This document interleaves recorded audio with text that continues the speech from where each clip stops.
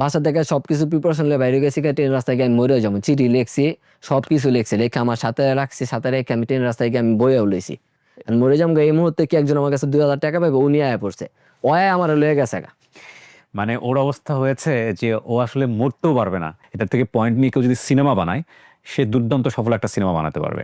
এই 4-5 দিনের ভিতরে আমি অনেকগুলো ট্রাই করছি, কিন্তু আমার আমি মরতে পারিনি। মানে আমি আজরাইল ওকে নিতে চাচ্ছে না, ফ্যাক্ট আপনার হচ্ছে এরকম। 4 নম্বর সুইসাইড থেকে বাঁচার কারণ হচ্ছে আমি। আপনি সত্য কথায় আপনি। সালামু আলাইকুম প্রিয় দর্শক এবং শ্রোতা, আপনাদের সবাইকে আমন্ত্রণ জানাচ্ছি লাইফের একটি অনুষ্ঠানে।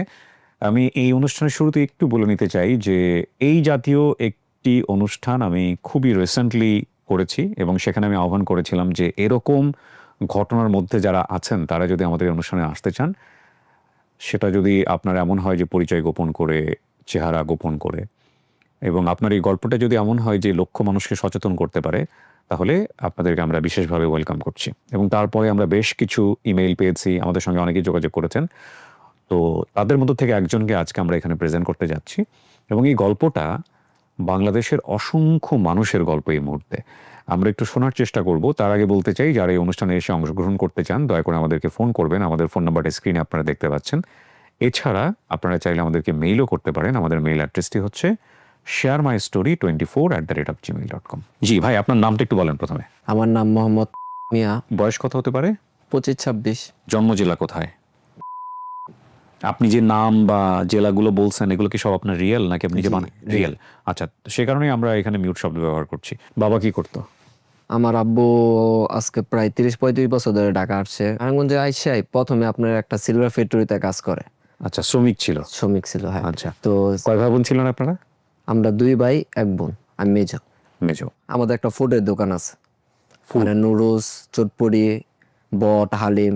আচ্ছা। তো সিজনাল যে সময় যেটা ব্যবসা করার দরকার আব্বু সেটা করতো। আমার যখন 10-12 বছর, তখন যখন আমি প্রাইমারি স্কুলে পড়ি, স্টুডেন্ট হিসাবে এতটা ভালো ছিলাম না, আমি 2বার 5-এ পড়ি। সমাপনী পরীক্ষা 1 মাস আগে আমি বাইরে এসে পড়ছি, তো আমার সমাপনী পরীক্ষা দেওয়া হয়নি, বাইরে হয়ে গেছি। বাসা থেকে আমার মাদ্রাসায় ভর্তি করে দিছে, মাদ্রাসায় গিয়ে আমি ফার্স্ট বয় হয়ে গেলাম। আপনার ফ্যামিলিতে আর কেউ লেখাপড়া করতো? হ্যাঁ, আমার ভাই অনার্স কমপ্লিট করছে, বাংলাতে, অঙ্কতে, ইংলিশে, সব দিক দিয়ে আমি ফার্স্ট বয়। আমার সেকেন্ড কেউ করতেই পারে না। মাথায় ব্রেনটা অনেক ক্লিয়ার, নানান ধরনের কোনো টেনশন নাই। আমি ক্রিকেট অনেক ভালো খেলতাম। একবার রবি স্পিডের একটা প্রোগ্রাম হয়েছিল, ওইখানে আমার 100 পার কিলোমিটার, 110 কিলোমিটার আমি বল করছি। 110? 110। মাদ্রাসায় কি আপনি আবাসিক ছিলেন? বাসায় থাকতাম রাত্রেবেলা। না, তাহলে সকাল আবাসিক না। আমার আব্বুর সিলভার ফ্যাক্টরিতে কাজ করে, উনি মিশিং চালাইতো, ছোটবেলা থেকে তো এই কাজ কাজ করে, তো মিশিং সম্পর্কে একটু ধারণা ছিল। তো উনি চালু রেখাই মিশিংটা প্রবলেম দিয়েছে, ওটা ঠিক করতে গিয়া ওনার হাতে 4টা লক কাটা যায়। আমাদের মাদ্রাসায় একটা প্রোগ্রামিং ছিল কি, যারা কাজ কাম করে সকাল থেকে সন্ধ্যা পর্যন্ত, সকালে আসবো 6টা বাজে, 8টা বাজে চলে যাবো, 8টা বাজে যেয়ে তারপর সারাদিন আর আসবো না, সন্ধ্যার পরে আসবো, সন্ধ্যা থেকে 8টা 9টা পর্যন্ত পড়ালেখা করবো, আমাদের সাথে থাকবো, পড়ালেখা করে তারপর আবার চলে যাবো। আমি সকাল 6টা থেকে 9টা পর্যন্ত মাদ্রাসায়, রাত 9টা পর্যন্ত? রাত্র 9টা পর্যন্ত। 4জন ভর্তি হইলো। ভর্তি হওয়ার পরে আপনার ক্লাস করা শুরু করলো। আমার আম্মু পুরাই মূর্খ, মানে অক্ষর জ্ঞানহীন। হ্যাঁ। হ্যাঁ, টাকাটাও ভালো করে গুনতে জানে না, টাকা কই কই রাখে এটা ভুল্লা যায়। আর দ্বিতীয়ত হইলো 100 টাকা গুনলে 10 টাকা বেশি দিয়ে দিত, 20 টাকা বেশি দিয়ে দিত। যেহেতু আমাদের ফুডের দোকান, আব্বু রাত্রের 12টা 1টা বাজে দোকানদারি করে আসা, ওনার টাকা রাখার জায়গা একটাই, বালিশের তলে বা বিছনার তলে। সিলভার ফ্যাক্টরিতে কাজ করে, এখানে যায় আপনি হলো সকাল 7টা বাজে, আর পরে বিকালের দিকে এসে এই এই হ্যাঁ, দোকানে ব্যবসা করে। জি। 2টা বাজে 1টা বাজে এসে পরে, তারপর আর কি দোকানদারি করে 12টা 1টা 2টা পর্যন্ত করে। দৈনিক আমাকে কি 20 টাকা 30 টাকা 50 টাকা করে দিত। তো ওই 4জন যখন স্টুডেন্ট ভর্তি হইলো, ওনারা কি আবার ওই যে লবণের ফ্যাক্টরিতে কাজ করতো, তো ওইখানে ওরা টুকটাক বাজি খেলতো, 500 টাকা 200 টাকা 100 টাকা নগদে হ্যান্ড ক্যাশ। ওই সময় খেলা বুঝি ভালো, কিন্তু এটা সম্পর্কে যেন ভাজি হয়, এত সহজভাবে যেন টাকা পাওয়া যায়, এটা আমার আইডিয়া ছিল না। তো আমাদের 9টা বাজে ছুটি হয়েছে, ওই 4জনের ভিতরে এক বড় ভাই আবার কি মাদ্রাসায় যাওয়ার সময় এক মায়ের সাথে রিলেশন করতো, আমরা 2জন 2 সাইডে থেকে পার হইতাম, ওনার একটু কথা বলতো। তো এইভাবে এদিকে উনি জিতছে 200-300 টাকার মতো জিতছে, আমাদেরকে নিয়ে তারপর খাইতে গেছে। খাওয়ার পরে কবে আজকে তো এরকম এরকম আইপিএল খেলায় জিতছি 200 টাকা। ক্যামেরা জিতছে? 200 টাকা আপনি দলবাজি ধরছে। আচ্ছা, নিজেদের মধ্যে? হ্যাঁ, 4 মাস 5 মাস ওনাদের সাথে পড়ালেখা করলাম। পড়ালেখা করার পরে যিনি মাদ্রাসা মালিক, উনি বলতেছে, শোনো আমাদের মাদ্রাসা তো ছেলে মেয়ে উভয় আছে, তো সেই ক্ষেত্রে তুমি অনেক বড় হয়ে গেছো, তো আমাদের এখানে আর কি তোমার রাখতে চাইতেছি না, তুমি একটা যে কোনো একটা থাইকা মাদ্রাসা বাদ একটু দূরে গিয়ে মাদ্রাসায় ভর্তি হও। তখন আমি আপনার নাজারে শেষ করে আমি হাফজতে যাবো। একদিন আমি এই চার বড় ভাই, তো ওনার সাথে শয়তানি কইরা আমি যেভাবে হোক 100 টাকার বাজি ধরে লাইছি, জিততে গেছি টাকাটা। বাসায় গিয়ে রাত্রেবেলা বন্ধু বান্ধব বলে টাকা খরচ করছি। আর আমার অনেক পানের প্রিয় বন্ধু ছিল, ও যাই করি না করি আমরা দুইজন আর কি করতাম। তখন তো আমার মাথার ভিতরে প্যারের উড়ে জানি 100 টাকা জিততে লাইছি, 100 টাকা আমি এরা রেখে দিই, কালকে খেলবো বাজি। তো পরের দিন খেলা ছিল 2টা, আবার 100 করে বাজি ধরছি। এই দিন আমি টাকাটা হাইরে গেছি। পরে মাদ্রাসায় হুজুর ডাক দিয়ে আমার মাদ্রাসাতে বলছে তুমি এক কাজ করো, তুমি অন্য মাদ্রাসায় ভর্তি হও। আমি মাদ্রাসা থেকে আইসা পড়লাম। আইসা পড়ানোর পরে আমার আব্বুর কিন্তু এদিক দিয়ে ওই যে হাত কাটছে, উনি কিন্তু বাসায় পুরো টোটালি বসা, দোকানদারি করতে পারে না, কাজ কামও করতে পারে না। আর যে অফিসটায় কাজ করতো, সে যেগুলো মালিক যা ছিল, উনি এখন অনেক বড় লোক, কিন্তু উনি ছিল আব্বুর বন্ধু। একসাথে এই যে মিলটা কাজ করে এটা রানিং করছে, প্রথম ফ্যাক্টরি ছিল, একটা মেশিন দিয়ে একসাথেই করতো। মালিকে আমার আব্বুর অনেক আদর করতো। আমার খেলা দেখছে আর মালিকে, বড় ভাই ফুটবল ভালো খেলতো, আমার বড় ভাইয়ের খেলা দেখছে। দুজনটা মাসিক একটা চার্জ দিত, 4,000 টাকা পড়ালেখা করছো। আর ঘর ভাড়ার জন্য বাবদ 4,000 টাকা, অপারেশনের জন্য 9 লাখ টাকা লাগতো, এটা টোটালি উনি দিস। তা আমি মাদ্রাসাতে চলে আসলাম। মাদ্রাসাতে চলে আসানোর পরে তো যেহেতু ক্রিকেট ভালো খেলতাম, ক্রিকেট খেলাধুলা শুরু করে দিলাম। মাঠের ভিতরে আমরা বন্ধু বান্ধব খেলতাম। তো বন্ধু বান্ধব খেলে এখানে আপনার 200 টাকা, 300 টাকা, 400 টাকা করে বাজি ধরতাম। তখন আপনি বিষয়টাকে সিরিয়াসলি নেন নাই যে ঠিক আছে ফান? ফান তখন তো আপনার বের ছিল না, যেগুলো ছিল ওইগুলো বিশ্বস্ত না। বিশ্বস্ত যেমন কি এজেন্টের মাধ্যমে। আর কার সাথে বাজি ধরবো এরকম তো একটা বিশ্বস্ত লোক লাগবো। কারণ এতদিন খেলছি 100 টাকা, 200 টাকা, এখন তো 500 টাকা, 1000 টাকা খেলবো। বিশ্বস্ত লোক পাইতেছে না। একজনটা পাইলাম, ওনার কাছ থেকে আমি জানতে পারলাম, যেভাবে খোঁজ পাইলাম, ওই আপনার জুয়া খেলে ঠিকই, ম্যাচ ধরে, কিন্তু ফুটবল, আমি ফুটবল সম্পর্কে কোনো কিছু বুঝি না, প্লেয়ারও চিনি না। তো শুরু করার জন্য ওর সাথে আমি বাজি ধরলাম একটা, 2,000 টাকা ওর সাথে হারছি। হারার পর থেকে আমি কিছু না, আমার ফুটবল আমি বুঝি না। যার সাথে আমি জুয়াটা খেলতে গেছি, আমার বড় ভাইয়ের বন্ধু। তো ওনারা বললাম যে ভাই আপনার কাছে একটা কথা বলতে চাই। কই কি? আমি কই ভাই এরকম এরকম, আমি আপনার ক্রিকেট খেলায় কিছু বাজি ধরতে চাই, আপনি কি আমার ধরা দিতে পারবেন? খাওয়া পারবো, তুমি যদি আমার কাছে জমা দাও। 15 সাল বা 16 সাল রানি একটা মাধ্যম পাইলাম, ওনার সাথে আমি বাজি ধরা শুরু করলাম। ওনাকে বাজি ধরলে 1,000 টাকা যদি বাজি ধরতাম, তো ওনাকে টাকা দিত তো 1300 টাকা। ওনার সাথে আস্তে আস্তে খেলতে থাকলাম।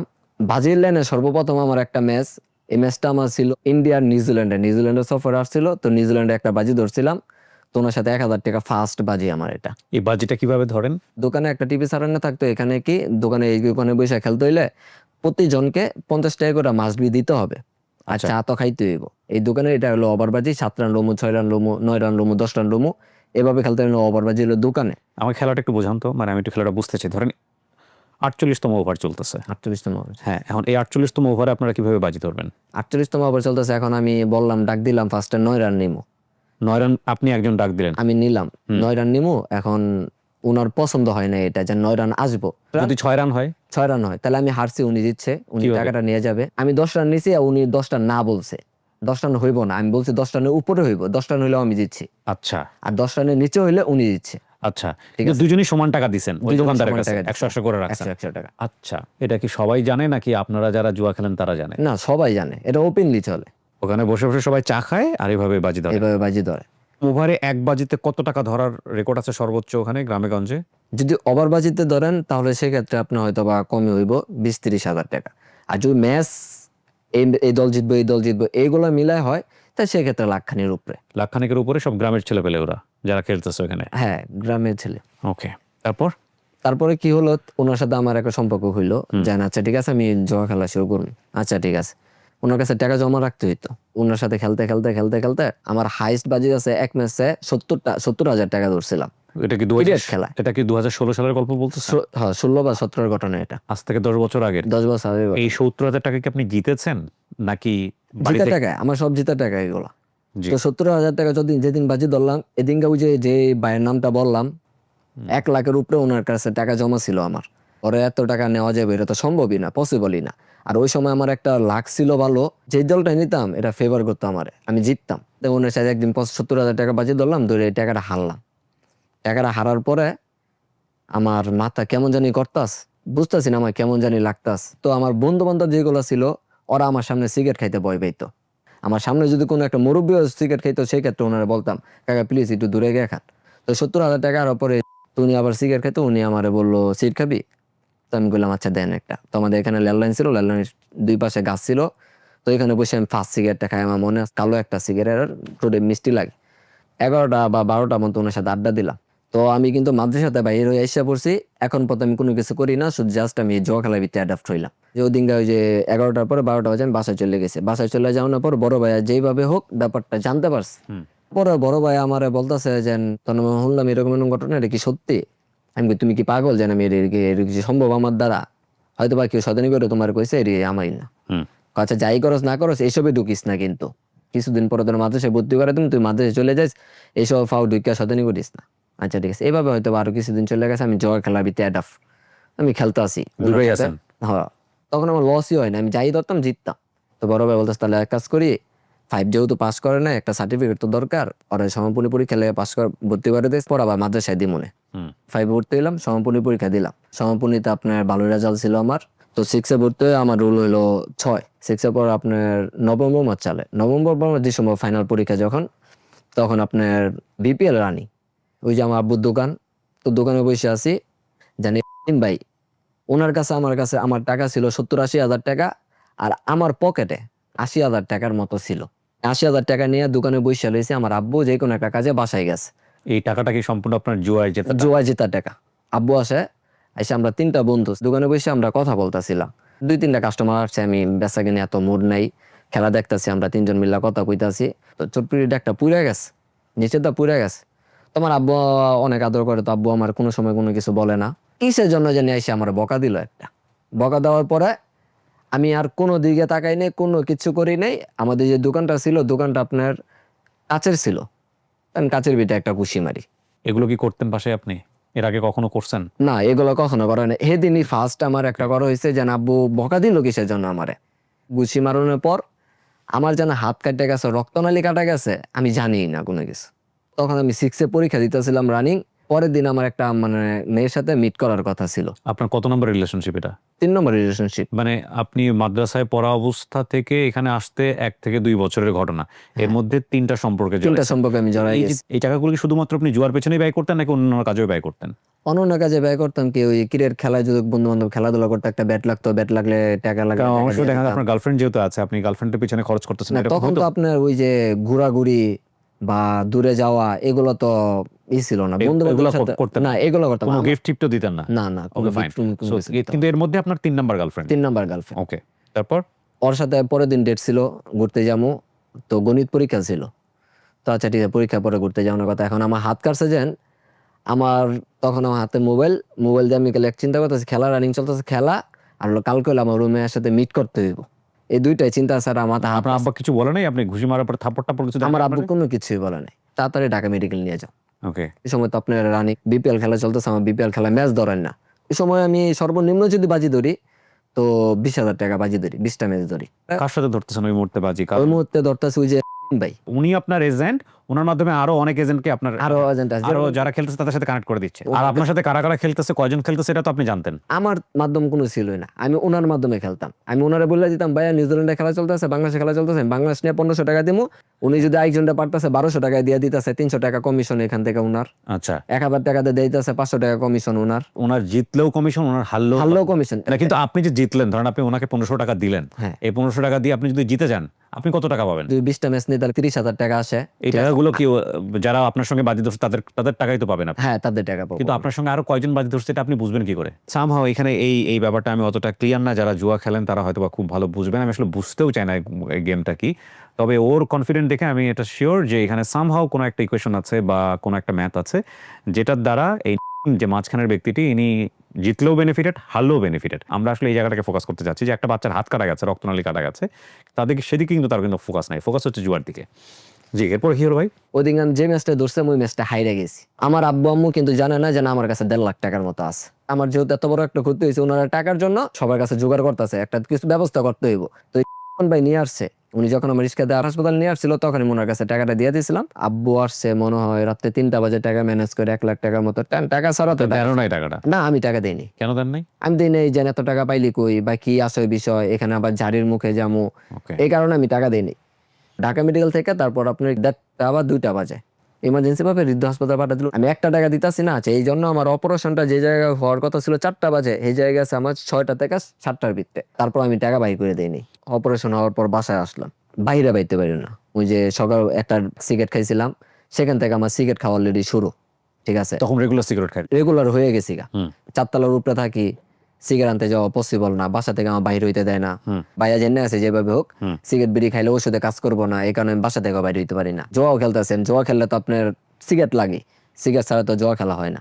কারণ একটা ম্যাচ হাইরে গেছি, টেনশন লাগতেছে, এই বলে 6 মেরে দিছে, টেনশন ঢুকে আছে, একটা খাইতে হইব, এরকম কোনো কিছু। সেই সময় আমার সাথে যদি মানুষ নাও থাকতো, তারপর আমার সাথে 4টা 5টা 6টা বন্ধু বান্ধব থাকতো। আমার একটা বন্ধু ছিল, ও আমার সাথে প্রায় 1.5 থেকে 2 বছর ছিল, জাস্ট আপনার অ্যাসিস্ট্যান্ট তো বলতে পারি না, অ্যাসিস্ট্যান্টের মতো।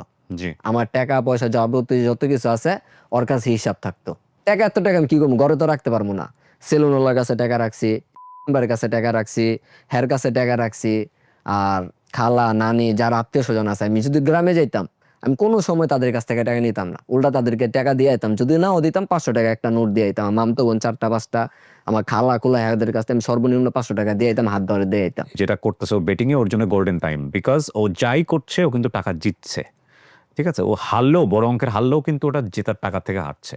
এটা একটা খুব ইম্পর্টেন্ট পয়েন্ট। জি, তারপর?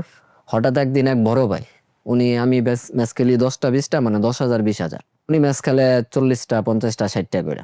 উনি আবার অনেক বড় জোয়ারি, উনি অনেক লস, প্রচুর লস লাইফে। মানে উনি হয়তো বা বাড়ি বিটাও বিক্রি করছে, জায়গা জমি বিক্রি করে লস কাপে খেলছে এরকম। এখন উনি একদিন আমার কাছে আসছে যে, মানিক, তোর বন্ধুর কাছ থেকে এরকম এরকম শুনলাম, তুই নাকি যেটা যাচ্ছে এটাই জিতে, তুই এক কাজ কর, তুই আমার আজকে একটা প্রেডিকশন দে, কে জিততে পারে এরকম একটা দে। আচ্ছা। সিডনি সিক্সার আর সিডনি থান্ডার একটা খেলা চলতেছিল। ওনার আমি বললাম যে, ভাইয়া আচ্ছা সিডনি থান্ডার যা। উনি 50,000 টাকা বাজি ধইরা উনি মাহফিলে গেছে গা।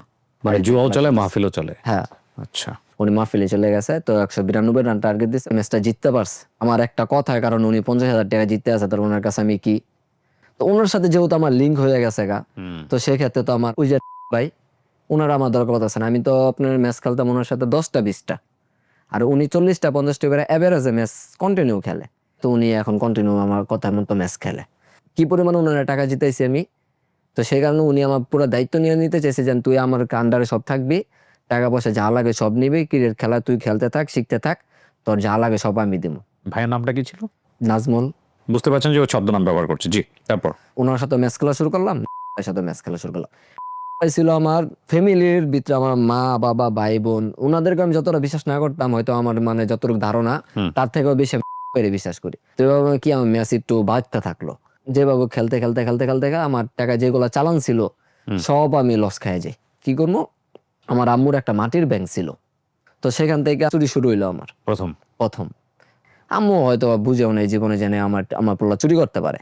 একটা ব্যাংকে ইউজ করতো, টাকা বাইর করলে একটু সিদ্ধি দেওয়া ছিল বড়, আমার চুরি করতে আরো সুযোগ সুবিধাটা বাইরে যায়। 2-3 হাজার টাকার মতো নিছি, আমি ম্যাচ ধরি 15টা 20টা 30টা করে, 2-3 হাজার টাকা তো কোনো টাকাই না আমার কাছে। তো 2-3 হাজার টাকা ম্যাচ ধরছি, ম্যাচ ধরে হাইরে গেছি গা। হারিয়ে যাওয়ার পর তো আমার আবার টাকা নেই। এখন আমি কি করবো, বড় ভাই পড়ালেখা করে, আমি স্কুলে পড়ি, তো আমার ছোট বোন ওই সময় হয়তো 2-3 বছর, ছোট বোনের কিছু বুঝে না, তা বাজার সদাই করার লাগলে আমার আম্মুই করতো। তো এই চান্সে কিন্তু গড় খালি থাকতো। তো ঘর খালি থাকতো, আমি এই সময়টা আমি সবসময় কি করতাম, টার্গেট নিতাম যে আম্মু 9:30 থেকে 10টা বাজে বাজার যাইবো। বাজারে গেলে সর্বনিম্ন 1 ঘন্টা 40 মিনিট আধা ঘন্টা সময় লাগবো মাস্ট বি। তো আমি এই সময়টার ভিতরে আমার যে কোনো একটা কাজকাম করতে হইব। সুইকাসে আবার এমন ছিল, চাবি ছাড়া মানে অনেক জিনিস দিয়ে খোলা যায়, আমার কাছে তো চাবি নেই। চামিচের মাথাটা উপরে দেন মোচর দিলাম, দিয়ে ডোরটা খুললে গেছে, খুললে বাই করে দিই টাকা এত্তা। কত টাকা? 50-60 হাজার টাকা। আমি তো খুশিতে পুরো আত্মহারা হয়েছি। সব টাকা একসাথে নিয়ে জায়গা, তারা তো ধরা খাই যাবো গা।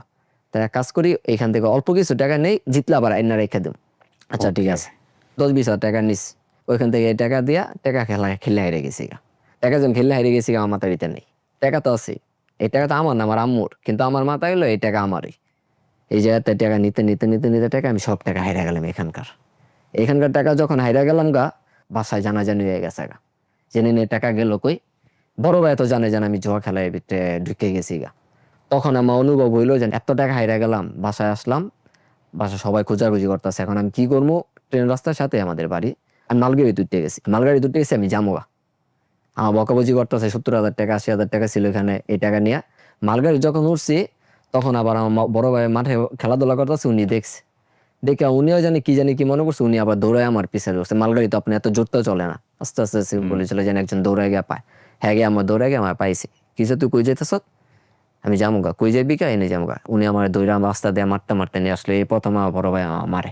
তখন আমার মাথা ভিতরে কাজ করতেছে আমি জুয়া খেলবো, আমার জুয়া খেলতে হইব। আর জুয়া খেলবো কেমতে এটা আমি জানি না, টাকা আমার ম্যানেজ করতে হইব যেমতে হোক। স্কুলের গাইড কিনতে হইব, গাইড কেনার টাকা দিছে, গাইড কেনার টাকা নেই ওনার সাথে 500 টাকা 700 টাকা 1000 টাকা যত থাকতো এটা নিয়ে আমি সাথে বাজি খেলতাম, হাতে খেলতাম, খেলে হারিয়ে যেতাম। এখন এর ভিতরে তো আমার তো টাকা নাই, তাহলে ওই যে জিনিস আমি 45টা 50টা ম্যাচে প্রেডিকশন দিতাম। একদিন মাথার ভিতর বুদ্ধি আসলো, একটা রিস্ক নেই, ওনার সাথে গিয়ে আমি একটা দই যেন ভাই আমার 30টা 40টা ম্যাচ নিয়ে দেন, আমি টাকা ম্যানেজ করে দিই মনে। ওনারে গিয়া বললাম আমার 30টা ম্যাচ নিয়ে দিতে। এই যে বাজিগুলো আপনারা ধরতেন, এগুলো তো লিখিত হতো না, না লিখিত হতো না, শুধুমাত্র কমিটমেন্ট। কমিটমেন্ট। তারপর উনি যখন 30টা ম্যাচ নিয়ে দিতে পারলাম, এটাও আপনার বিগ ব্যাশে খেলায় চলতেছিল রানি, ম্যাচটা হাইরা যায় আমি। কত টাকা এটা? 30,000 টাকায়। আচ্ছা, তো আমার কাছে 1 পয়সাও নেই। তা একটা মাধ্যমে একটা রিস্ক নিছিলাম খালি, যেন ওনার মাধ্যমে ফোন দা বললা দিলে উনি ম্যাচটা হয়ে যাবো গা। আমার কথা ছিল যদি আমি 30,000 টাকা জিতে যেতে পারি, তারপর তো দরকার 2টা 4টা 5টা করে ম্যাচ খেলবো, অনেকদিন খেলতে পারবো, আস্তে আস্তে আবার দেখি রিকভার করা যায় নাকি। বাইরে যাওয়ার পর আপনার রাত্রেবেলা ফোন দিল, টাকা দিতে আসি না। বললাম যেন ভাই পরের দিন সকালবেলা নেন, এই যে কোনো একটা সমস্যা দেয় বুঝ দিলাম। আর পরের দিন সকাল হয়ে আসে আমি টাকা দিতে আসি না। যারে ম্যাচটা ধরছি ওনাদের বাসায় থাকি আমরা, ভাড়ার থাকি। কিন্তু যখন 3 দিন পার হয়ে গেল উনি তো আর মানতেছে না, কারণ উনিও তো একজনের ম্যাচ নিয়ে দিয়েছে, ওনার টাকাটা দিতে হইব। এখন উনি যদি ওনার কাছ থেকে দিয়ে দেয়, তো এই টাকাটা পরে তো আমার কাছ থেকে যদি আদায় না করতে পারে তাহলে ওনার লস এটা। তো উনি কি করছে এই মাধ্যমে, উনি যার বাজেটটা ধরা দিছে, যিনি ওনার কাছ থেকে পাবে উনি পাবে আমার কাছ থেকে, উনি ডাইরেক্ট আমার সাথে অ্যাটাক করে দিছে যেন আপনারা দুইজন বুঝেন গা। যার সাথে পরিচয় করে দিছে উনি বাসায় আসলো, বাসায় এসে মানিকা কই, মানিকে এখানে, আচ্ছা ঘরে আহেন। তো এর কিছুদিন আগে আমার 70,000 টাকা ওই গাঞ্জামরা 70-80 হাজার টাকা গাঞ্জামরা গেল। আসার পরে আপনার পোলার কাছে 30,000 টাকা পাম। 30,000 টাকা পাবেন মানে এরকম এরকম বাজি ধরছিল ওনার সাথে, এখন টাকাটা কারে দিতেছে না। বলছে এই কথাটা? আমার আম্মুরা, আব্বু হ্যাঁ সবাই পাশে ওনারে বলতেছে, আম্মু আব্বু সবাই বকাবকি করতেছে, তুই কি করলি, এরা কিছুদিন আগে এই গাঞ্জা, এই মানুষ জানলো যেন বাসা থেকে যে আগের টাকাটা হয়েছে সমস্যা হয়েছে, এই টাকাটা আমি নিছি 25,000 টাকার ভিতরে। এটা একটা হেরা মানে যেভাবে হোক মীমাংসা করছে, মীমাংসা করে টাকাটা দিয়ে দিছে। ওনার সাথে ম্যাচ সম্পর্ক খারাপ হয়ে আছে, খারাপ হয়ে যাওয়ার পর তো এখন তো আমি বড় বাজি ধরতারি না, এখন মাধ্যম আছে দিন ভাই। এখন ভাইয়ের সাথে এরকম খারাপ সম্পর্ক হয়ে গেছে। 5টা ম্যাচ ধরি 10টা ম্যাচ ধরি টাকা দেই না ওনারে। ওনারে বলতেছি ভাই যেমনি হোক আপনি একটা কিস্তিতে একটা আমার টাকা লয়ে দেন 5,000 টাকা, আমি আপনার প্রতি মাসে লাভ চালাই যাম, যেভাবে হোক অন্য মাধ্যম ধরতে হইব। অন্য মাধ্যমে এক বড় ভাইয়ের কাছে শেয়ার করলাম, শেয়ার করানো কইতাছে আমার একটা এজেন্ট আছে এরকম এরকম, তুমি ওনার সাথে যোগাযোগ করো, যাও তুমি যা দেখো কেমনে কি বলে। আচ্ছা গেলাম। ওই সময় 100 বলের একটা নতুন খেলা শুরু হয়েছে, একটা বলার 5টা করে বল করতে পারবো, মানে টি-20-র মতোই। তো আর কিছুদিন আগে আমি মানে ওই যার মাধ্যম দিছে এজেন্ট, ওনার কাছে গেলাম, বলতে যেন ভাইয়া হয় এরকম এরকম আমি একটা অ্যাকাউন্ট খুলে দিব তোমারে, তুমি লেনদেন করতে হলে আমার মাধ্যমে করতে হইব। তুমি আমার কাছে কিনবে হইলো 100 টাকা, একটা ডলার 100 টাকা, ঠিক আছে? আর আমার কাছে বিক্রি করবা 92 টাকা, 8 টাকা ওনার কমিশন। একটা ডলারের অ্যাকাউন্ট নিলাম, নিলে অ্যাকাউন্ট নিয়ে খেললাম, খেলে লাভ লস যাই হয় এভাবে উইথড্র দেয়। উনি উইথড্র যেহেতু 10,000 টাকা উইথড্র দিতেন, মানে অ্যাকাউন্টটাতে ওনার কাছে পাসওয়ার্ড ছিল, আমার কাছেও পাসওয়ার্ড ছিল। উনি 10,000 টাকা উইথড্র দিত, উইথড্র দিয়ে আমার নগদ নাম্বারে বা বিকাশ নাম্বার মেরে দিত, এভাবেই চলতে থাকলো। 55টা ম্যাচের আমি 53টা ম্যাচ উইন হই। ওরে বাবা! 55টা ম্যাচে আমি 53টা ম্যাচ উইন হই। যিনি ওনার সাথে আবার সুশীল সম্পর্ক হয়েছে, উনি একটা রুমে থাকে, ওই রুমের ভিতরে সারাক্ষণ আমি থাকি, রাতে 2টা বাজে 3টা বাজে খেলা শেষ হয়, 2টা 3টা পর্যন্ত হের লগে থাকি, এর সাথে আবার লেনদেন শুরু হয়ে আছে। ভাইয়ের সাথে সম্পর্ক আমার ওইটা খারাপ। তো অ্যাকাউন্টের ভিতরে আমার প্রায় লাখখানির উপরে টাকা ছিল। তো লাখটা নিয়ে আমি যাতে নিয়েছি অ্যাকাউন্টটা, ওনার হলো আপনার একটা কসমেটিক্সের দোকান ছিল। তো আমার অ্যাকাউন্টে প্রায় এই যে 53টা ম্যাচ জিতছি। তো এখান থেকে আমার তো বেশি টাকা দরকার নেই, আমার আরো সেভ অ্যাকাউন্ট, মানুষের কাছে টাকা রাখতে হইতেছে না, আমার মোবাইলের ভিতরে টাকা থাকতেছে। আমার 1,000 টাকা লাগতেছে, ওনারা বলতেছি উনি 1,000 টাকা বাই করে আমার নগদ মেরে দিতেছে, আমি খরচ করতেছি। আমার এটা সেভ অ্যাকাউন্ট না, আমার টাকা ক্যাশ করতেছি না, যত টাকা লাগতেছে তত টাকা ক্যাশ করতেছি। তো 1,00,000 টাকার উপরে উনি হঠাৎ করে আর কি ওনার সাথে কোনো যোগাযোগ নাই আমার। ফোন দেওয়া কন্টিনিউ করতেছি, কোনোভাবে পাইতাছি না ওনারে, ওনার মাধ্যম নেই। দোকানের সামনে গেছি, দোকান লাগাই না, না হইলো 5 দিন 7 দিন গেছি, দোকান লাগাই না। আমার অ্যাকাউন্ট আমার কাছে ঠিক হয়ে আছে, কিন্তু আপনার উনিও দাও, এগুলো আসলে ডলার নেই, এগুলো একটা কয়েন। এটা পরে জানতে পারি আমি, যার মাধ্যমে ওনারে ধরছি উনি মাছ ব্যবসায়ী ছিল, জোয়া খেলতে সব ধ্বংস, ওনারও ধ্বংস। 1,00,000 টাকা না পায় তখন ওনারে বললাম যেন ভাই এরকম এরকম ঘটনা এরকম এরকম। পরে উনি বলতে হয় জানি উনি তো আলীগঞ্জের এই মাইয়ার জামাই, তুমি হের কাছে দেওয়া খোঁজ খবর লো। এখন খোঁজ খবর লো বুঝেন আমার কত হইলো, যেন টাকা তো ভালো টাকার না, এই কারণে আর যাওয়া হয়নি। তো এই টাকাটা পরে হঠাৎ করে একদিন সকালবেলা ঘুমের থেকে উঠতে দেখি অ্যাকাউন্টও দাও। তখন আপনার ওই যে আমার হাত কাটছে না, তো হাত কাটা হয়তো 1 বছর 1.5 বছর পার হয়েছে। তো আমি বেকারি, কারণ হাত কাটছে, এটা তো আর পড়ালেখা সম্ভব না। তো এখন আব্বু আম্মু সবাই প্ল্যান করলো যে এত মর্মান্তিক ঘটনা এত মানে এইগুলোর ভিতরে অ্যাডাপ্ট হয়ে আছে, আর দেশে পাঠায় দিই, আর দেশে গিয়ে পড়ালেখা করুক। আমার বাড়ি তো ময়মনসিং। তো আমার নানু হইলো আপনার চেয়ারম্যান। গ্রামে চলে যাই, গ্রামে চলে যাওয়ার পর ওনার মাধ্যমে আমি 6-এ আপনার ফাইনাল পরীক্ষা দেই নাই, 7-এ পড়ি নাই, ডাইরেক্ট 8-এ ভর্তি হয়ে যাই। তো 1 বছর গ্রামে ছিলাম, 1 বছর গ্রামে থাকায় এই 1 বছরই মনে হয় আমি পুরা নেশার জগতে ডুবে আসলাম। নেশার জগৎ বলতে আপনি কি নিতেন? গ্রামে যে বন্ধু বান্ধব ছিল ওনারা গাঁজা গুজা খাইতো, গাঁজা খাওয়া শুরু করলাম। প্রতিদিন রাত্রেবেলা একবেলায় তার গাঁজা খাই দেখলাম, মজাই লাগে, কোনো টেনশন নাই। একটা ঋণ একটা কিছু টেনশন মোশন করে গেলাম, মাথা তো এমনি নষ্ট। এইভাবে 8 পাস করলাম।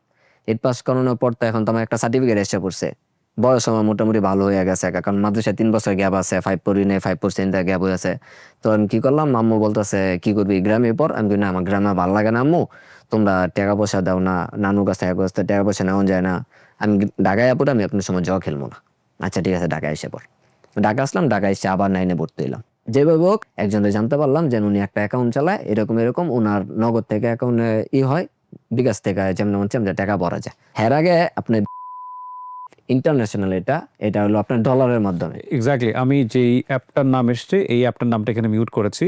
এটা বাংলাদেশে এটা এত মানুষ জানে এই অ্যাপটার নাম, এবং নট অনলি দ্যাট, অনেক সময় মেইন স্ট্রিম মিডিয়াতেও এটার বিজ্ঞাপন দেওয়া হয়। তারপর কারণ এটা আপনার ব্যাংক অ্যাকাউন্ট লাগে। এখন ব্যাংক, ওই সময় তো আমার কোনো ব্যাংক অ্যাকাউন্ট নাই।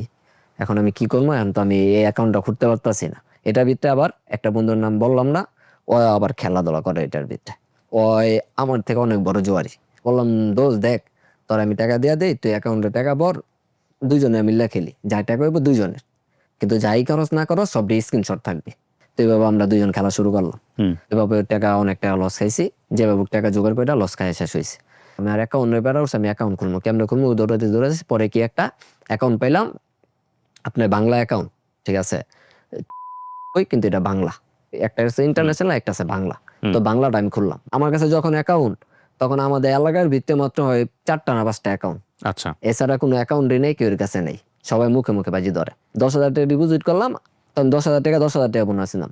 20,000 টাকা দিয়ে আমার সর্বনিম্ন 20টা বাজি জিততে হইব। 20টা বাজি জিতলে 2 লাখ টাকা আমার টার্ন ওভার পূরণ হইব। এর আগে আমি এই টাকা বাইর করতে পারবো না। 10,000 টাকা হাইরা গেলাম। 10,000 টাকার পরে তো আমার এই অ্যাকাউন্ট ভালো লাগে না, ধরে এরা কি আর অ্যাকাউন্ট। তারপরে আবার আইছি গেলাম, তাহলে নতুন একটা অ্যাকাউন্ট খুলি। পরে বাসায় গেলাম, বাসায় গিয়ে আম্মুরা বললাম যে তোমার ভোটার আইডি কার্ডটা দাও। ভোটার আইডি কার্ড দিয়ে আম্মুর দিয়ে একটা অ্যাকাউন্ট খুললাম। আমারটা তো খোলা হয়ে গেছে অলরেডি, একটা দিয়ে একটাই খুলে অ্যাকাউন্টটা খেলা শুরু করলাম। খেলতে খেলতে যদি 5,000 10,000 15,000 20,000 হয়, এরকম ভাবে খেলবো। আর যদি 50,000 টাকা 50,000 টাকা 10টা 5টা ম্যাচ খেলি, এরকম ভাবে খেলাধুলা করি। 2 লাখ 3 লাখ টাকা আবার আমার কাছে হ্যান্ড ক্যাশ হয়ে যায়। আগের লিঙ্ক আপ যেগুলো ছিল, ওই লিঙ্ক আপ সব চেঞ্জ। একটা মুদির দোকান ছিল, নাম হলো ভাই, ওনার কাছে টাকা রাখতাম।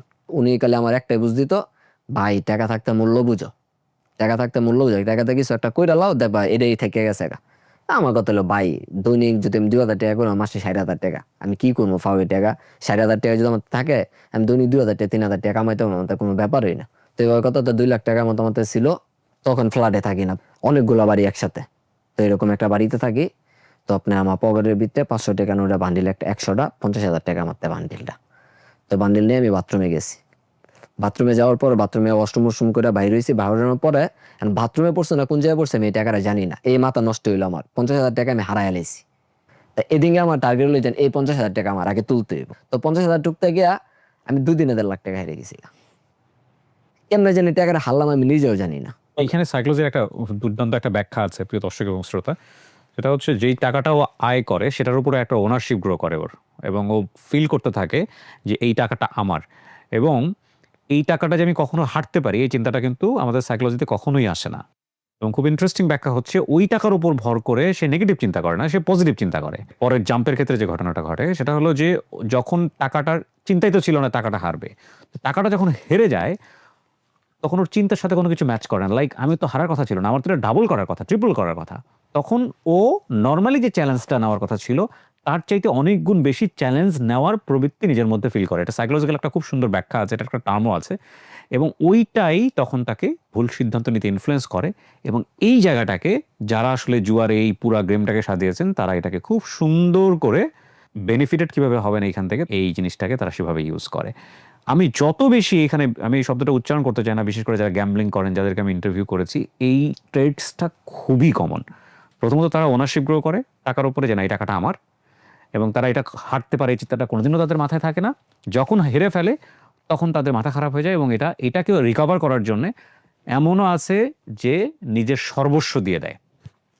জি, জি। তারপর এসএসসি পাস করলাম। এসএসসি পাস করার পরে বলতেছে বাসা থেকে, কয় আচ্ছা তাহলে তুই এক কাজ কর, ইন্টারে গিয়া ভর্তি হয়ে যা, পয়েন্ট যেহেতু ভালোই আসছে, তো তোর আমি চান্স লো। তোর আমি অ্যাপ্লাই করলাম, 3-4টা অ্যাপ্লাই করলাম। এনসিসিতে আমার সিলেক্ট হয়েছে, 6,000 টাকা দিছে ভর্তি হওয়ার জন্য।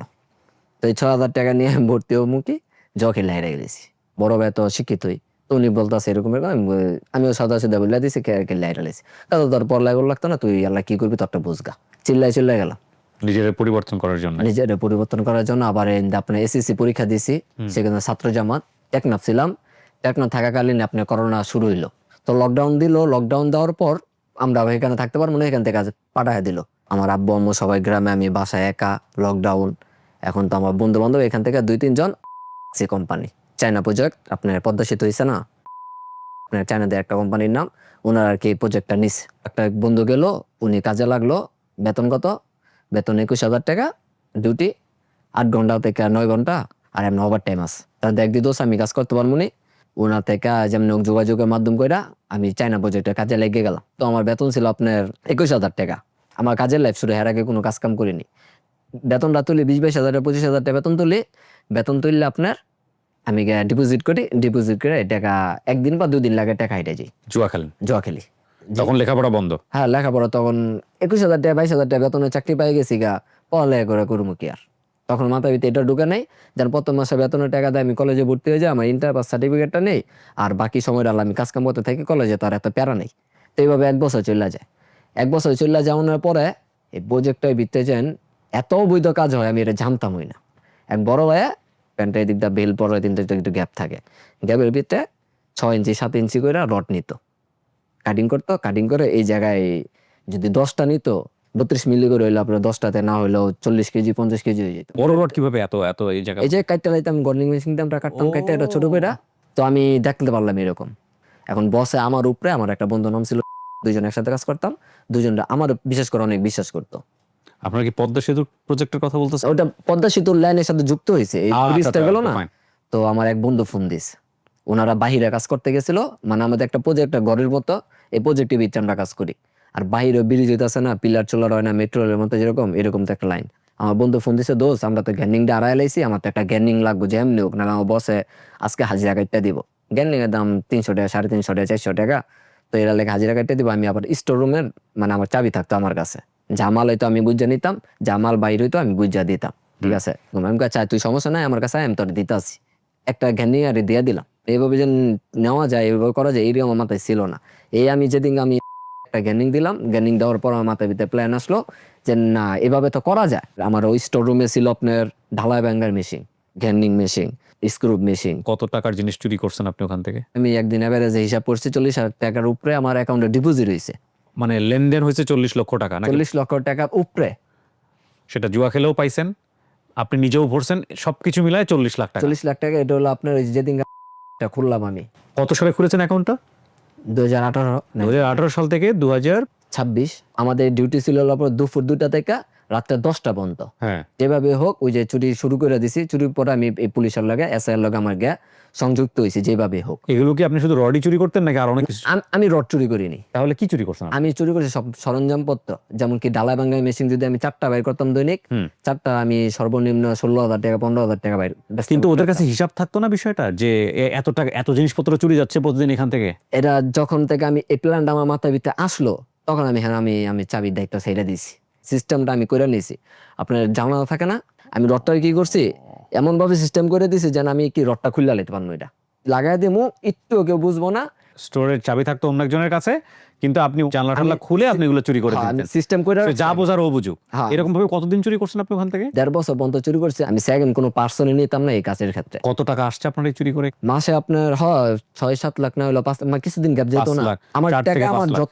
আমার যত টাকা এই 40 না আর বেশি 50-60 লাখ হইব, সব হলো আমার এই আপনার এই জায়গার টাকা। আর হলো আমার একটা ফ্রেন্ড, মেয়ে ফ্রেন্ড, কত টাকা নিছেন ওর কাছ থেকে? ওর কাছ থেকে এখন পর্যন্ত আমার 6 লাখ টাকা নেওয়া আছে, তো এগুলো নিয়ে সবাই অ্যাকাউন্টে ভরছে। সব অ্যাকাউন্টে ডিপোজিট। 40 লক্ষ টাকা বা তারও বেশি টাকা, আপনি যেটা বললেন 50-60 লাখের, পুরো টাকাটা জুয়া খেলে গেছে। সব আমার কি জুয়া খেলা ছাড়া আমার মানে মাথার ভিতর অন্য আমি জেনে 200 টাকাতে একটা জামা কিনবো। কিন্তু ভাই মানুষের তো একটা সেন্সের বিষয় আছে, ধরেন আপনি একবার ভুল করতেছেন, 2বার করতেছেন, 3বার করতেছেন, 4বার করতেছেন, আপনি তো জানেন আপনি ভুল করতেছেন, আপনি থামেন নাই, মানে এটা কি জিনিস যে আপনাকে শুধু গতি দিচ্ছে? আমি তো এদের চুরি করতেছি, ঠিক আছে, এদিকটা টাকা নিয়ে খেলে হারতাছি। এই মাঝখান দিয়ে আমার ফ্যামিলি 10-12 উপরে আরো জরিমানা দিছে, 20,000, 30,000, 50,000। এই 40-50 10,000 লাখ টাকা যাওয়ার পরও আরো জরিমানা দিছে। এগুলো চুরি করে তো দৈনন্দিন জীবনে আমি খেলতাছি, হারতাছি। আগে তো আমার ক্রিকেট খেলা স্পোর্ট, আমি তো এটা স্যার কিছু বুঝতাম না। হ্যাঁ, তারপর আমার এক বন্ধু আমার একদিন প্লেন খেলা শিখাইছে। এই যে প্লেনের গল্পটা এখানে আসছে, কিন্তু আমাদের প্রথম যে এপিসোডটা ছিল ওখানে কিন্তু ওই প্লেনটা কি সেই প্লেন যে ও প্লেন উপরে উঠে হ্যাঁ, কতটুকু? উপরে উঠে গেলে টাকা বাস্ট হয়ে যাবো গা। আমি একবার আপনার মোটামুটি 1,000 টাকা ডিপোজিট করছি। 1,000 টাকা ডিপোজিট করে এক রাত্রেই 2,40,000 টাকা মানে আমি জিতছি। আচ্ছা, মানে প্লেন খেলা, শুধু অন্য কোনো গেমে ঢুকি নাই, খালি মাঝখান থেকে খালি একবার গাঁজা খেয়ে আইছিলাম। খেললা 2,40,000 টাকা অ্যাকাউন্টে দেখছি, আর খেলবো না, 2,40,000 টাকা আমি রাখবো। টাকা রেখে সাথে গেছি, জায়গায় নিচে আসছি, যেতেছি মহিলা বাইঙ্গা লাইতে। কারণ মোবাইল থাকলে তো আমার খেলায় ডাকবো, খেলতে হইব না। বাইঙ্গা রাইখা দিলাম, রাইখা দিয়ে আমি ফজর আজানের পর আমি তো এত টাকা থাকলে তো ঘুমাতে, আমি ঘুমানোর অনেক চেষ্টা করছি কিন্তু ঘুমাইতে পারিনি। দই মুই দিয়ে আমি নাস্তা খাইছি। নাস্তা খাই এক বড় ভাই দোকানে, ওই দোকানে জোয়া খেলা হইতো, ওই দোকানে গেছি। ওই দোকানে গিয়ে আমি সিগারেট নিলাম, সিগারেট যখন ধরাইলাম, ধরনের মাঝখান আমি অ্যাকাউন্ট লগ ইন করতে আসি। অ্যাকাউন্টটা লগ ইন করলাম, দিয়ে ফেল যাইতাছে। কেমন জানি আমি মানে মানে অনেক নেশাখোরের মতো আমি আত্ম সব ভেঙে পড়তেছি, কি রে অ্যাকাউন্ট ফেল দেবো পরে, এতটা সিরিয়াস নেই, কিন্তু দর তো মনের ভিতরে করতেছে। বাসায় গেছে, বাসায় গিয়ে অ্যাকাউন্ট দিয়ে ফিল্ড। কি রে ফিল্ড মানে, আচ্ছা ঠিক আছে, ফরগেট দিলাম। ফরগেট এই সময় আমি চায়না প্রজেক্ট জব করি। ফরগেট দিলাম, 30টার উপরে অ্যাকাউন্ট খোলা, দৈনিক আমার 1,000 টাকার উপরে রেফার বোনাস ঢোকে। আমার নাম্বারে তো পাসওয়ার্ড দিব, একটা কোড দিব, কোড দেওয়ার পর আমি নতুন করে পাসওয়ার্ড সেট করবো। আমার এটা পাসওয়ার্ড দিতেছে না। একজনের কাছে না, আমার এরকম 30,000 খাই দিছে, 20,000 খাই দিছে। এখন তো আমি আস্তে আস্তে করে পাগলের মতো রাস্তাঘাটের গাড়ি প্রজেক্টে গেছি। আপনি অ্যাকাউন্টটা পাইছেন ফিরে? না, না, এখন পাইনি। তার মানে আপনি 50-60 লাখ টাকার মতো এই লাইনে হারছেন এবং এখন আপনার পকেটে 500 টাকাও থাকে না, তাই তো? না। বিয়ে শাদী করছেন? না, বেশি দেয় উঠি নাই, বিয়ে শাদীও করেন নাই। আপনি এখন পেশায় কি করেন? কোনো কিছুই নেই। এসএসসি পাশের পর আর ওই পড়াশোনার যে পরে আর বাদ কোনো পড়লো আর পড়াশোনা করেন নাই কখনো? না। আপনার নিজের জ্ঞান হয় নাই কখনো যে এখান থেকে আমার ফিরে আসা উচিত? ওই জায়গা থেকে এসে ওয়াইফাই কাজে গেছি, ওয়াইফাই তে কাজ থেকে পরে সুইসাইড করো, মানে মেয়ের সাথে ওয়াইফাই বলতে? ওয়াইফাই কাজ করতাম, আমি সার্ভারে কাজ করতাম। আপনি সুইসাইডটা কেন করতে গেছেন? মেয়েটা আপনাকে শেখা দিছে? ওনার কাছ থেকে 35,000 টাকা নিছি, বন্ধু বান্ধবের কাছ থেকে, আম্মুর কাছ থেকে 40,000 টাকা নিছি, বন্ধু বান্ধবের মতো 30,000 টাকা নিছি। টোটাল আপনার 1,10,000 টাকা, 20,000 টাকা মতো ঋণ করি। ঋণ করার পরে এই টাকাটা টোটালি আমি জ খেলে হাইরালি। এর আগেও আপনি হারছেন, তো এটার কারণে সুইসাইড করতে গেছেন? না, হ্যাঁ, এটার জন্যই গেছি। ওই মেয়েটার সাথে আমার রিলেশন, ওনারা তো আমার অনেক ভালো জানে, যেহেতু মেয়ের মা পাগল আমার জন্য, যেন বিয়া দিব আমার কাছে। হ্যাঁ। টাকা যদি ওনারা ব্যাক না দেয়, আমি বলছি যেন আপনার ব্যবসা করে 25 রমজানে বা 27 রমজানে দিয়ে দিব। মার্কেটের টাকা মারি দিচ্ছি, আমি 25 রমজানে 27 রমজানে দিতে পারতাছি না। ফ্যাক্ট হচ্ছে যে আপনি নিজেকে কোনোভাবেই কন্ট্রোল করতে পারছিলেন না, যে কারণে আপনার কাছে মনে হয়েছে যে না ঠিক আছে, এই জীবন আর দরকার নাই, আমি এক কাইন্ড অফ স্লেভ হয়ে গেছি এই জায়গাটায়। হ্যাঁ, তো আমার আসলে এই জীবন রেখা কি হবে? হ্যাঁ, কোনো কিছু কন্ট্রোল করতে পারতেছি না, রাইট? হ্যাঁ, তো তো তারপর আপনি কি করলেন সুইসাইড করার জন্য? ফ্যান আছে আর ফ্যান ট্রাই করছিলেন? জুইলা গেছি, আপনাকে সেভ করছে কে? নিজে সিপ হয়ে গেছে কি, আমি উপরের দিকে হাত দিয়ে দিছি। আমি মানে আমার গলা পর্যন্ত এই পর্যন্ত আটকে আছে, আমার এদিকে দাগ হয়ে গেছে। এরকম কতবার ট্রাই করছেন সুইসাইড করার? এটা করছি একবার। আরেকবার আপনার ব্রিজের উপরে থেকে লাফ দিতে গেছিলাম, ঠিক আছে। তারপরে মানে যারে নিয়ে গেছিলাম, যে ড্রাইভার ও বাঁচাইতে গেলে, উনি আমার একে টান্ডা ধরে লেছে, ভাই কি করতেছেন আপনি এটা। ওকে, আর কি করছেন? আর ঈদের 2 দিন আগে এইভাবে যেভাবে ঋণ চুন করে আবার রমজান মাস মাটা বিক্রি করে আমি মিস করে 1 লাখ টাকার মতো হারিয়ে গেছি। 1 লাখ টাকা হাইরার যাওয়ার পরে এখন বাসা থেকে দিছে বাইর করে, বাসা থেকে সবকিছু প্রিপারেশন নিয়ে বাইরে গেছি। ট্রেন রাস্তায় গিয়ে আমি মরে যাবো, চিঠি লিখছি, সবকিছু লিখছি, লেখে আমার সাথে রাখছি, সাথে রেখে আমি ট্রেন রাস্তায় গিয়ে আমি বইয়াও লইছি। মরে যাবো এই মুহূর্তে কি একজন আমার কাছে 2,000 টাকা পাইবে, উনি আয়া পড়ছে, ও আমার লয়ে গেছে গা। মানে ওর অবস্থা হয়েছে যে ও আসলে মরতেও পারবে না। এই স্টোরিটা শেষের দিকে এসে আপনারা তো বুঝতে পারবেন না, আমি আসলে লেবু চেপার মতো চিপেছি, টু বি অনেস্ট। কারণ ওর যে স্টাইল, সেই স্টাইলে যদি এই গল্পটা বলতে যায় তাহলে এই স্টোরি 10 ঘন্টা দাঁড়াবে। বাট এই স্টোরি যে ডিনামিক্স, এটা যদি 10 ঘন্টা শুনে, কেউ যদি খুব মনোযোগ দিয়ে শুনে, এটার থেকে পয়েন্ট নিয়ে কেউ যদি সিনেমা বানায়, সে দুর্দান্ত সফল একটা সিনেমা বানাতে পারবে। ফ্যাক্ট হচ্ছে এই গল্প শুধু একটা একার গল্প না, এরকম হাজার হাজার শত শত লক্ষ লক্ষ গল্প বাংলাদেশে এই মুহূর্তে চলছে এবং যাদের জীবনে এর চাইতেও নাটকীয় ঘটনা আছে। ওরা বললেন না যে তুই আমার মরতেও দিবি না? না, ওনার তো এইসব বন্ধু বান্ধব মানুষের তো এইসব বলা যায় না। এই হলো আপনার 3বার। আর কখনো ট্রাই করেছেন সুইসাইড? হ্যাঁ, আরো মানে এই 4-5 দিনের ভিতরে আমি অনেকগুলো ট্রাই করছি, কিন্তু আমি মরতে পারিনি। মানে আমি আজরাইলও ওকে নিতে চাচ্ছে না, ফ্যাক্ট আপনার- এরকম। আমার 1.5 লাখ টাকার মতো ঋণ ছিল। আমার বড় ভাই যিনি, উনি আমাদের একটা জমি আছে, এটা আর কি আপনার ওই বন্ধক বন্ধক বলে না, বন্ধকের মতো ওনার কাছে বন্ধক দিয়ে দিয়ে আপনার ঋণ শোধ করছে। 1 লাখ টাকা নিছেও। আর আম্মু আমার প্রায় 80,000 টাকার মতো স্বর্ণ ছিল, ওই স্বর্ণটা বিক্রি করে দিয়েছে। বিক্রি করে তা বলছে তুই আল্লাহ চিল্লা যা বাবা, আমার দোহাই লাগে তুই এইবার গিয়া ভালো হয়ে। কয়বার দিয়েছেন চিল্লা এখন পর্যন্ত? টোটাল দিছিল 3 বার। 3বার। আর একবার যাওয়ার ট্রাই করতেছেন, আমার এই গল্পটা বলার জন্য আপনি যান নাই। চিল্লায় গিয়েও কি আপনি খেলছেন? জি, চিল্লাই চিল্লায় গিয়েও আপনি খেলছেন। চিল্লায় গিয়েও কি আপনি চুরি করছেন কারোর কাছ থেকে কোনো কিছু? না না, এটা করেন নাই, এটা চিল্লায় গিয়েও আপনি চিল্লাই খেলছেন। গিয়ে আমি মসজিদে শুয়ে শুয়ে আমি খেলছি। আমি যত জানি আপনি 4বার ট্রাই করছেন। 4 বার ট্রাই করছি। লাস্ট ট্রাইটা কিভাবে করছিলেন? আরেকবার হইলো আপনার আমাদের বাড়ি ছাদ আছে একটা, ছাদে উঠছেন? ছাদের উপরে আমি উঠে আমরা দাঁড়াইছি, হালকা একটু ঝুঁকি দেই তাহলে আমি পড়ে যাই। ওই সময় আমার কেলেকা যেন আমার চিন্তা হয়েছিল, একদিন আগে হয়তো বা রাত্রেবেলা যে কোনো একটা ঘটনা আপনার শুনছিলাম, আপনি এখানে আসছিল একটা ওই যে আপনার কন্ট্রাক্টর, কন্ট্রাক্টরের গল্প। শোনার পর আমার সত্যি কথা বলতে কি আমি ছাদেরটা যখন লাভ পেতাম, আমার কিসের জন্য জানি আপনার কথা মনে পড়ছে। মনে হলো কি আমি এখানে এসে গল্পটা বলে আর যাই। গল্পটা বললো হয়তো বা আমার এটান থেকে অনেক কিছু মানুষ সচেতন জানতে হবে। পারবো। তার মানে 4 নাম্বার সুইসাইড থেকে বাঁচার কারণ হচ্ছে আমি। আপনি সত্য কথাই আপনি হ্যাঁ, এফএমএ কিন্তু এরকম অনেক সুইসাইড থেকে ফিরে এসেছে। অনেক ঘটনা। ওই সময় আমরা অনেক প্রতিদিন আসছে, বৃহস্পতিবার অপেক্ষা করতাম, আপনি জানেন কি আমার ওই শোনেন মানিক, আমি একটা কথা বলি আপনাকে। আপনার এই গল্পটা আমি পুরোপুরি যদি শুনতে পারতাম 5 থেকে 7 ঘন্টা বা 8 ঘন্টা, আমি জানি গল্পের মধ্যে অনেক বৈচিত্র্য আছে, কিন্তু ধৈর্যেরও তো একটা ব্যাপার আছে, মানুষ অতটা মনোযোগ দিয়ে শুনবে না। কিন্তু আমি এতটুকু জানি যে আপনার জীবনে যা ঘটে গেছে সেটা আপনার জীবনটাকে শেষ করে ফেলার জন্য যথেষ্ট। কিন্তু আপনি এখনো বেঁচে আছেন। হ্যাঁ, আল্লাহ আপনাকে যেভাবেই হোক, ওই ঘটনাটা আমার মনে পড়ছে যে আপনি বসে আছেন ওখান থেকে আপনার 2000 টাকা পায়, আপনার সেই লোকটা আপনাকে তুলে নিয়ে গেছে। সো এটাকে অনেক সময় হাস্যরসাত্মক ব্যাপার হলেও এটার মধ্যে কিন্তু একটা খুব সুন্দর মেসেজ আছে। আপনি চাইলে এটার মধ্যে অনেক মেসেজ খুঁজতে পারেন। এই যে এতবার ট্রাই করতে গেছেন, কিন্তু আল্লাহ আপনাকে কোনো না কোনোভাবে বাঁচায় রাখতেছে। আল্লাহর কাছে কিন্তু প্রত্যেকটা জীবন খুব গুরুত্বপূর্ণ। হ্যাঁ, এবং আপনার বয়স এখন 25 বছর, 26, তো 20 থেকে 30 হয়নি এখন পর্যন্ত। বিয়ে শাদিও আপনি করেন নাই, পুরো রঙিন একটা জীবন পড়ে আছে। হ্যাঁ, আমি এমনও গল্প জানি, মসজিদের ইমাম, আমি রেফার কিন্তু অনেকবার করেছি গল্প, মসজিদের ইমাম, আমি তার তেলাওয়াত শুনে আমার গায়ের লোম শিউরে উঠেছে, এত চমৎকার তেলাওয়াত করে। এবং জানো তো, মসজিদ না, ক্যান্টনমেন্ট মসজিদের ইমাম, শুক্রবারের দিন নামাজ পড়াতে যায় নাই, সবাই হুজুর খুঁজতেছে, এবং সে নামাজ পড়তে যায় নাই একটাই কারণে, সেটা হচ্ছে তার অবস্থা এমন দাঁড়াইছে যে যদি নামাজ পড়তে যায় সে সবাই তাকে ধরে ফেলবে। জুয়া খেলতে খেলতে তার এই অবস্থা হয়েছে, বুঝছেন? আমাদের এখানে আসছিল গল্প, রেডিওতে প্রচার হয়েছিল এই গল্পটা। তো এইরকম লোকও কিন্তু এই লাইনে যায়। তো আপনি যদি সেই দিন ওই যে আপনার 4 জন যে ফ্রেন্ড মাদ্রাসায় আসছিল সন্ধ্যার সময়, তার ওই যে 100 টাকা 200 টাকা ওই যে দেখে যে আগ্রহ ভরে ওই যে রাস্তায় হাঁটলেন, আপনি এখন পর্যন্ত, আমি যতটুকু জানি, এখন পর্যন্ত খুব ভালোভাবে বের হয়ে আসতে পারেন নাই, না, তাই না? না, কিন্তু আপনাকে চেষ্টা করতে হবে, যেহেতু আপনার মধ্যে বোধ আছে। আপনি যে বারবার নিজেকে মেরে ফেলতে চাচ্ছেন, এইভাবে না। আপনি মেরে ফেলতে চাচ্ছেন মানে হচ্ছে আপনার বাঁচার ইচ্ছা আছে, আপনি লাইনে আসতে চাচ্ছেন কিন্তু পারতেছেন না। আপনি আল্লাহর উপরে তাওয়াফ করেন।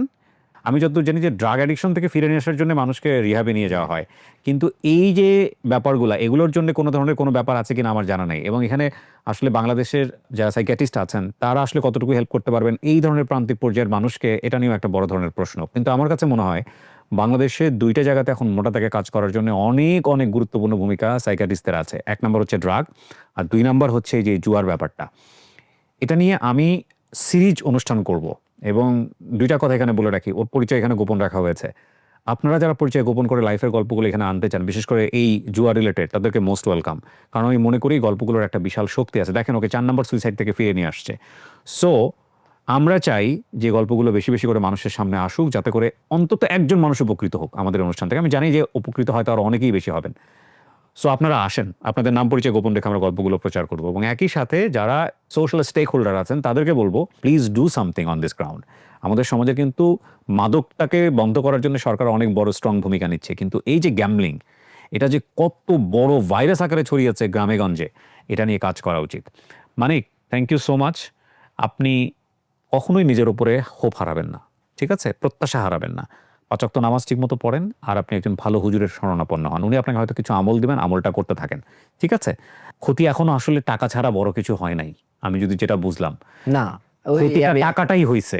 সো আপনি এখনো ফিরে আসেন, এখনো খুব চমৎকারভাবে ফিরে আসা যাবে। এরপরে গেলে হয়তো আরো অনেক বড় ক্ষতি হবে। বুঝতে পেরেছেন?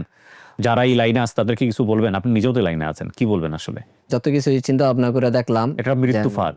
হ্যাঁ, রেফারে সব খেয়ালায়। সো আপনি যেটা বলতে চাচ্ছেন যে লোভে না পড়তে। লোভে না পড়তে। এই গেমটা হলো পুরো লোভ। আপনি 100 টাকা জিততে, 100 টাকা দিয়ে 1000 টাকা, এত সোজা। 1000 টাকা কাম করতে গেলে আপনি বুঝুন যায় এই যে আমি 500 টাকা আপনার কাম করেছি, আমার 600 টাকা দিছে, 300 টাকা যাতায়াত খরচ আছে, আমার একটা ঠোয়া পড়েছে, একদিন কাম করছি শুধু। সো লোভে পড়ে টাকা হারাচ্ছেন, সেটা তো শুধু টাকায় থাকে না, শেষ পর্যন্ত জীবন নিয়ে নেয়। জি। সবশেষে পাইলাম কি একটা অসহায়ত্ব জীবন, যেখানে কি মেনে নেওয়া ছাড়া আর কোনো কি উপায় নেই। এখনো অসহায়ত্ব পান নাই, দুটো হাত পা ঠিক আছে, বাট আমাদের এখানে হয়তো এমন কিছু গল্প আসবে যারা জীবনে পুরোপুরি অসহায় হয়ে গেছেন, তাদের আর কিছুই করার নাই, অপেক্ষায় থাকেন। সো আপনার জন্য অনেক অনেক শুভকামনা থাকলো, থ্যাংক ইউ আমার অনুষ্ঠানে আসার জন্য। ভালো থাকবেন আপনি। শেষ করছি আজকের মতো। আসসালামু আলাইকুম।